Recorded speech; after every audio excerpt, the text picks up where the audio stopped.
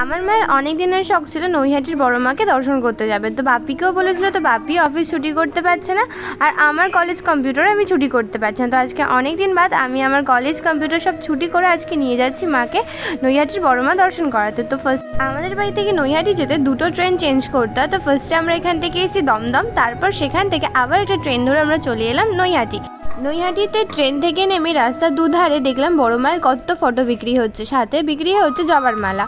আর আমরা এর জন্য ওইটাকে দেখে দেখে আসতে বড় মায়ের মন্দিরে যেতে খুব একটা অসুবিধা হয়নি আমাদের। তো একটা দোকানে আমরা ঢুকে পড়লাম, সেখান থেকে আমরা কিছু ডালা নিলাম। ডালা নেওয়ার পর সেখানে আমাদের যে জুতোটা সেটা রেখে দিয়ে আমরা সেই ডালা নিয়ে লাইন দিয়ে চলে এসেছি বড় মার মন্দিরে বড় মাকে পুজো দিতে। তো মায়ের সাথে সাথে আমারও ফার্স্ট টাইম আসা বড় মার মন্দিরে। আর আমি যখন এসেছিলাম বড় মার কাছে তখন ছিল কালী পুজো, তার জন্য রাস্তায় শুধু পুজো হয়েছে, পুজো দেওয়ার কোনো সুযোগ পাইনি।